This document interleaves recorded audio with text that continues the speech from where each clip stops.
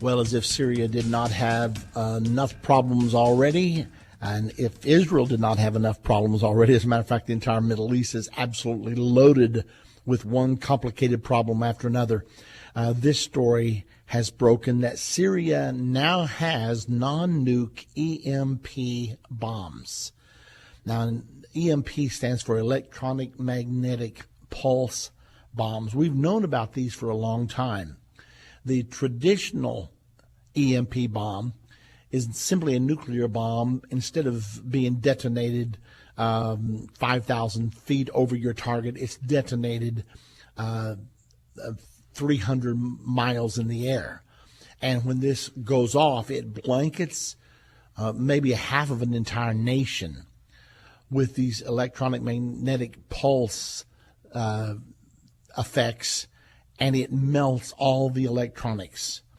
They claim that these bombs have the ability to make an entire country go absolutely dark, cut off all the power, cause all the electronic components in all of the cell phones, in all of the computers, just totally fry the entire system.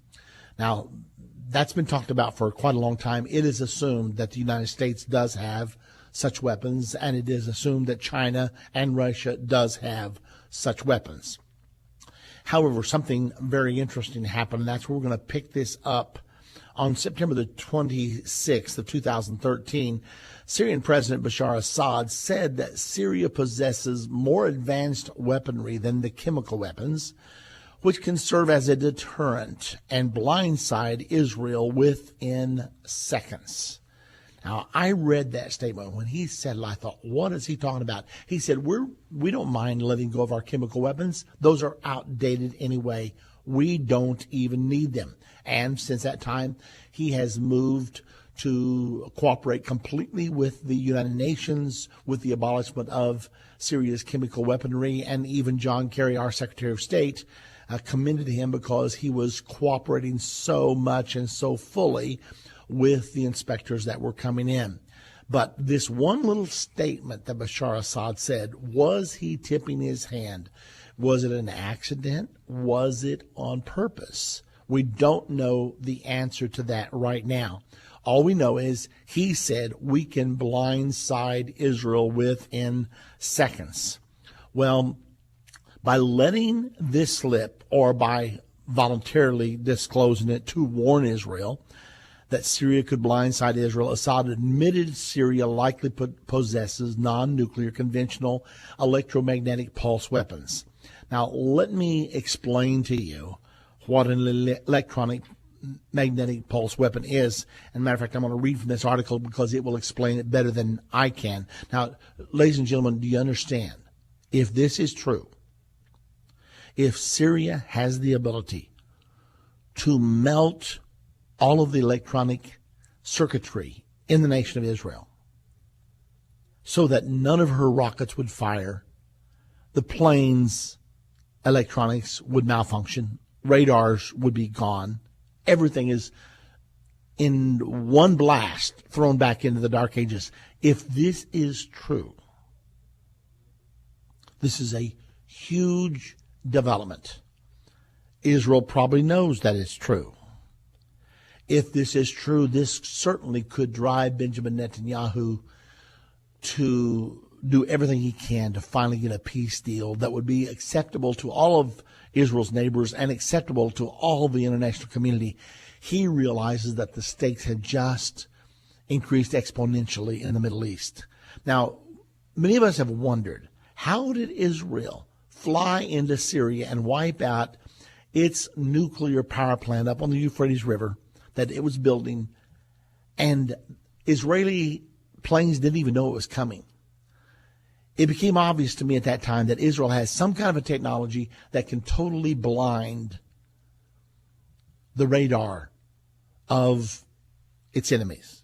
Remember when they attacked the weapons depot in Sudan and destroyed they were using Sudan as a place to bring weaponry through, ultimately to be smuggled into Gaza for Hamas in south of Israel.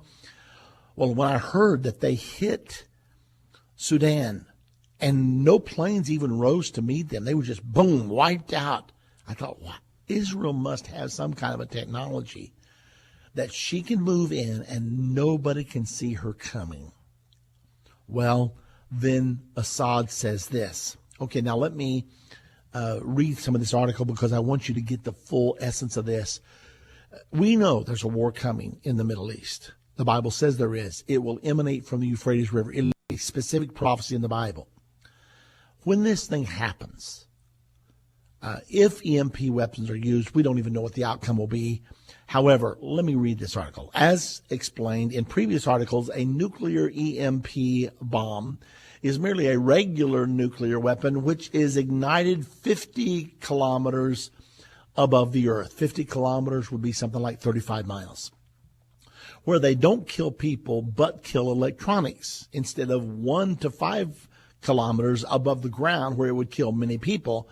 Non-nuclear EMP bombs are microwave-emitting weapons which electronically fry a much smaller electronic kill radius than a nuclear EMP bomb would. But a conventional EMP bomb has the same end result in that it totally destroys any electronics in a given target zone. Now, that's mind-boggling, but that's what they claim.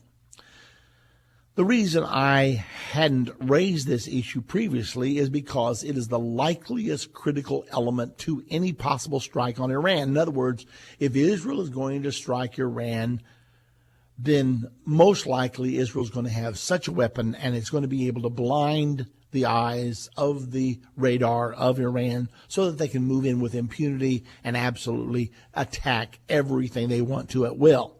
But since Assad has let the cat out of the bag, it must now be discussed openly. Now, this is the author of this particular article stating, since it's an open secret, we might as well talk about it.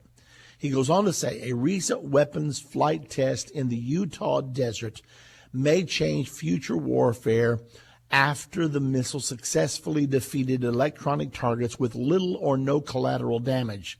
Now, this is a report from Boeing. Boeing is one of the firms that makes these non-nuclear EMP weapons. Boeing and the U.S. Air Force Research Laboratory Energy Directorate, Kirtland Air Force Base, New Mexico, successfully tested the Counter-Electronics High-Powered Microwave Advanced Missile Project. The short name for this is CHAMP. Counter-Electronics High-Powered Microwave Advanced Missile Project, and they name it CHAMP. They did this during a flight over the Utah test and training range. CHAMP, which renders electronic targets useless, is a non-kinetic alternative to traditional explosive weapons that use the energy of motion to defeat a target. During the test, the CHAMP missile navigated a pre-programmed flight plan and emitted bursts of high-powered energy, effectively knocking out the target's data and electronic subsystems. CHAMP allows for selective high-frequency radio wave strikes against numerous targets during a single mission. This technology marks a new era in modern-day warfare, said Keith Coleman, CHAMP program manager for Boeing Phantom Works. In the near future, this technology may be used to render an enemy's electronic and data systems useless even before the first troops or aircraft arrive. Now, let's pause a moment to make sure you got this. This particular technology allows a plane or a drone to fly over and emit bursts of this microwave force, and they can pick buildings. They can leave one building totally functional. They can then take the other building totally out. They can totally fry all the computers, all the phone lines, all the electronics, and they can just go through an area and they can pick their targets and just zap them. For example, an enemy of ours could pick the Pentagon, come through, wipe out the Pentagon, come through, wipe out the White House, wipe out the Capitol building, whichever targets that they choose. This is my understanding. Now, a nuclear EMP, which would be exploded 300 miles in the air, would just blanket the entire area. But these new weapons apparently have the ability to pick and to choose as their masters would choose. Okay. Now, it is highly feasible. It is entirely feasible, if not highly probable, that Syria possesses such a conventional EMP weapon. How Syria could deliver the weapon to Israel's electronic soft underbelly is another question. But leaving the question of delivery aside for the moment, the real question is, how does this affect Israel's strategic equation? Now, apart from other aspects, the most worrisome effect would be if Israel attempted to strike Iran's nuclear facilities. Such a sophisticated weapon in Syria is likely under the control of Iran's Al-Quds forces in Syria. In other words, Iran has access. And it would likely be used as a second strike against Israel if Israel attacked. A non-nuclear counterstrike against Israel when Israel is in the midst of attacking Iran could bring Israel a grievous military catastrophe. Therefore, it now becomes a military necessity that Assad is liquidated before any Israeli attack on Iran proceeds, by Israel supplying the rebels with critical real-time intelligence of the locations of Assad's weapons depots and an unlimited amount of untraceable small-caliber bullets. Assad will crumble and crumble fast. Now, this writer is contending that it is becoming imperative that Bashar Assad fall and the entire regime falls if they, in fact, have access to this power. Now, when I read that, I thought, okay, could this be the reason for the prophecy of Isaiah 17? Isaiah 17, starting with verse 1, says this: "The burden of Damascus, behold, Damascus is taken away from being a city.